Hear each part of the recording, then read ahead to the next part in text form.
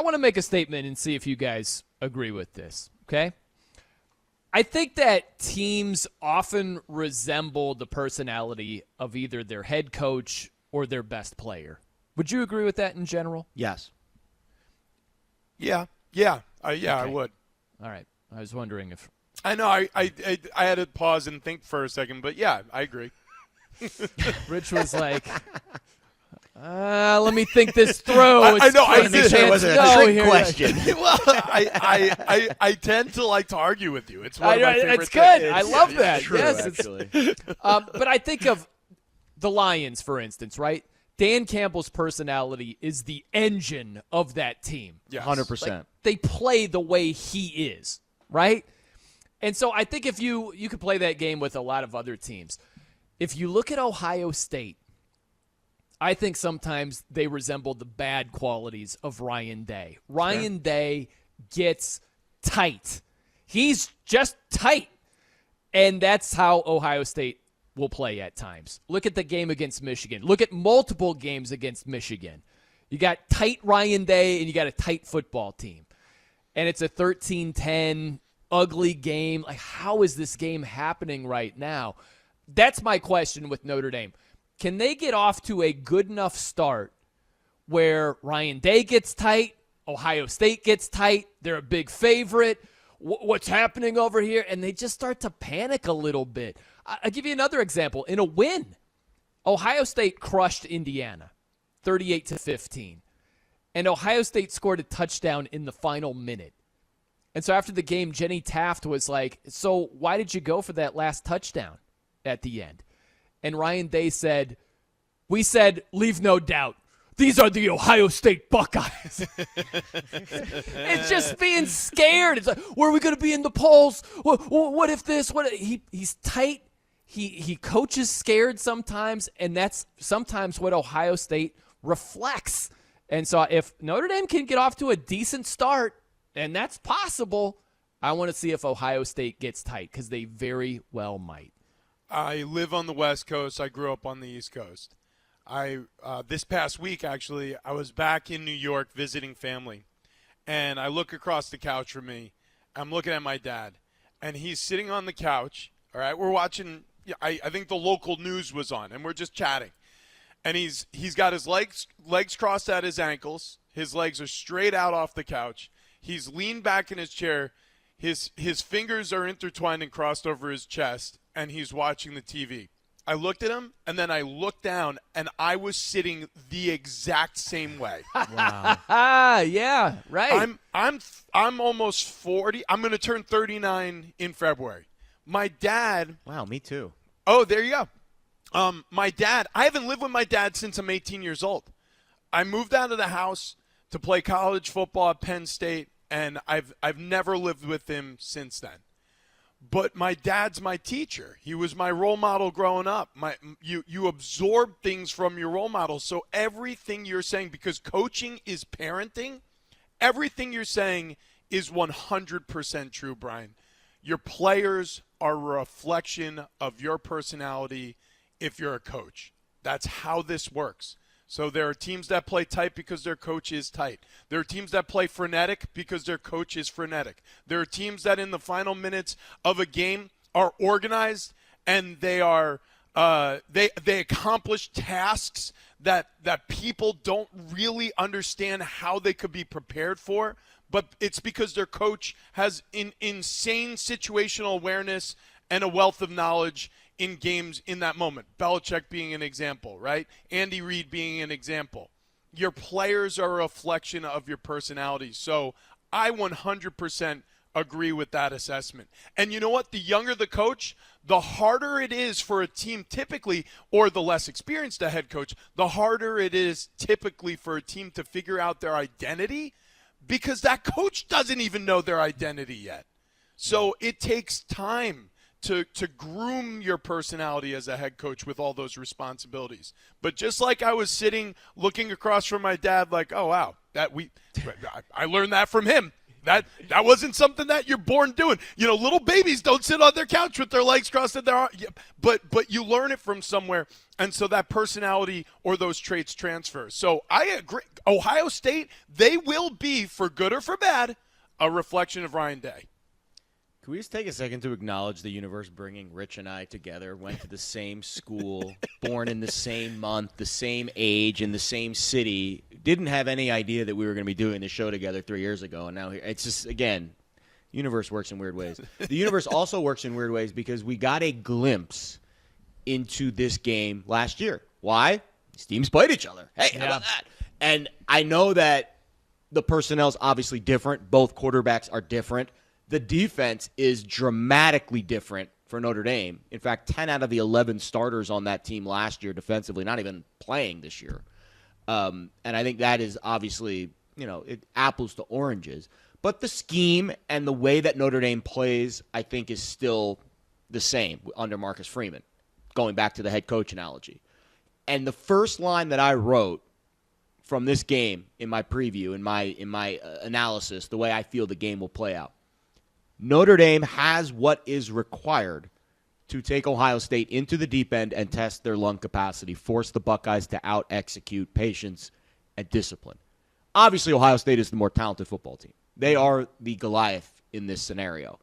But David, I think, is smarter, and I think David is better coached. And I think if things get tight late, I think David, Notre Dame, is better suited to out-execute and make fewer mistakes. The Buckeyes did win that game last year. Notre Dame dominated time of possession. They did a really good job on Marvin Harrison Jr., 3 catches for 32 yards. The problem was, by bracketing Marvin Harrison Jr. on the outside, which is what you think they would do to Jeremiah Smith, it allowed Egbuka to have a huge game and kind of be the game breaker, 7 catches for 96 yards out of the slot. Typically, Egbuka's in the slot about 85, 90% of the time. That's the cat and mouse game. Can you bracket both Jeremiah Smith and Egbuka and force Ohio State to run the ball, which have actually done really well this year thanks to Chip Kelly's unique run scheme. So it's going to be pick your poison, but if things get tight late, to Brian's point, I think Notre Dame has a little bit more of that moxie to not make the mistake to cost them the game. You know what? I'm glad that you brought up last year's game, where Ohio State won 17-14, close game. Notre Dame at the very end only had 10 men on the field, that whole thing. And famously after the game, Ryan Day went on this epic rant because Lou Holtz, before the game, he brought up that Ohio State, when they lose games, they lose to the more physical team, which was true. And Ryan Day got all upset about it. And listen to tight Ryan Day. This is last year after Ohio State beat Notre Dame. Check this out. I'd like to know where Lou Holtz is right now. What he said about our team, I cannot believe. This is a tough team right here. We're proud to be from Ohio, and it's always been Ohio against the world, and it'll continue to be Ohio against the world. But I'll tell you what, I love those kids, and we got a tough team. What a jackass. I don't know. Yeah, I agree. You're right. I agree. Right. Come on, dude. Like that's tight Ryan Day. Yes. It's overreacting to something that was said. Lou Holtz. Who cares? But that's the thing, though. Funny. Real fast, Rich. Sorry. Go ahead. Finish the thought. You're good. Hold on to that thought, though. Don't lose it. Mm-hmm. That's why I think it matters in this game, because Jared said this. Ohio State has more talent. Look at their wide receivers compared to Notre Dame's wide receivers. Look at Notre Dame's offense. How are they going to score points, right? Like, there are many reasons on paper to favor Ohio State, unless the game gets tight, right?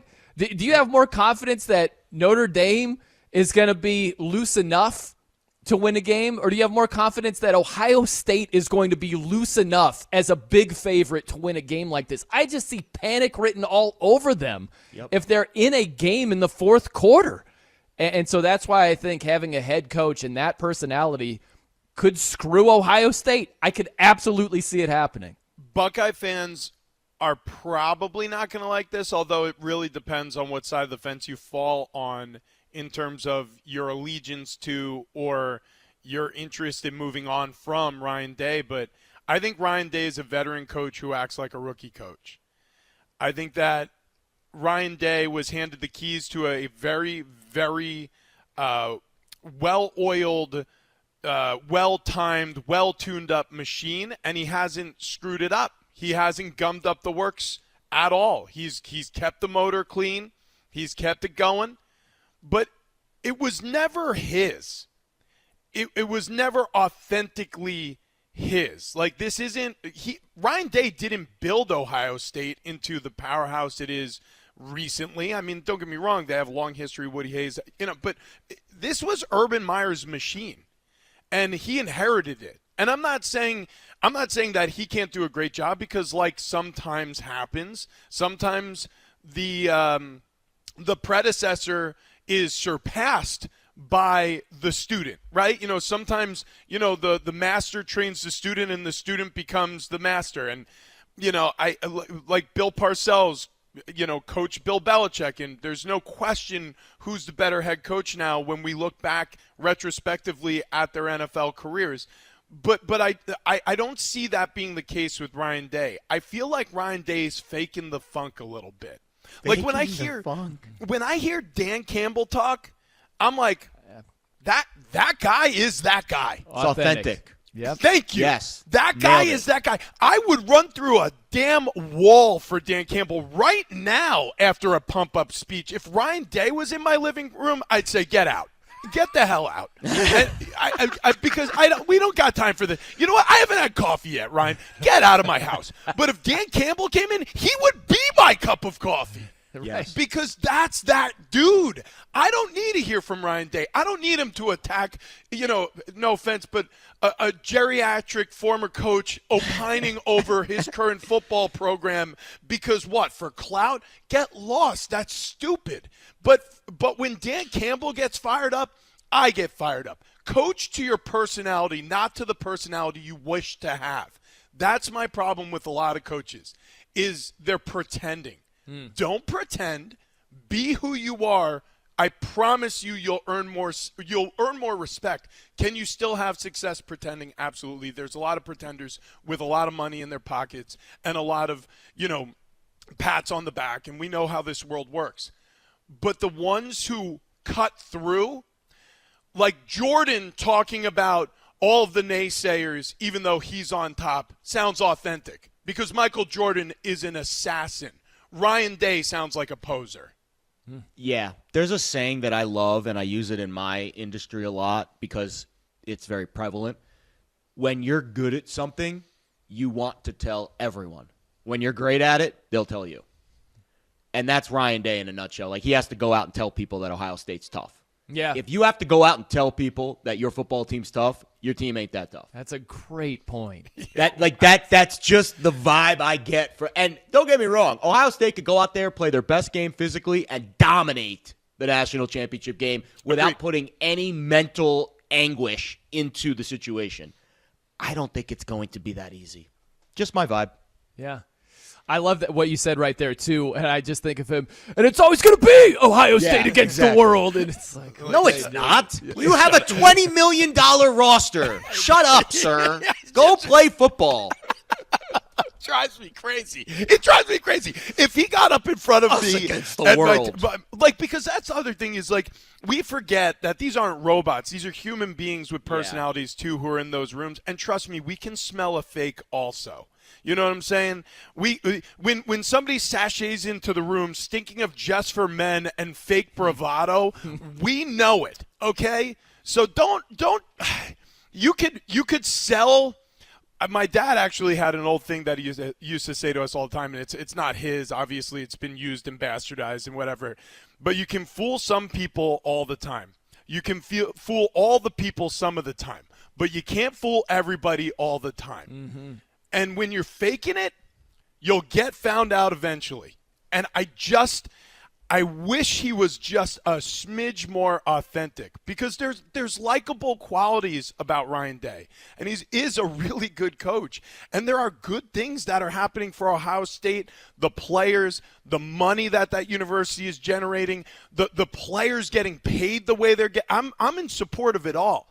But when he speaks, sometimes it grates on my nerves because it smacks of inauthenticity and it wafts of desperation, and that is a stinky cologne, my friends. Yeah, and it sounds like you're describing another coach that left Notre Dame named Brian Kelly. Oh, that's a perfect segue. Right? Like, great head coach. He can coach. Authentic? No. How's that Southern accent coming? Yeah. Brian? My family. Yeah. My family. From Massachusetts. Good. Right, that's right. from the sticks of Massachusetts.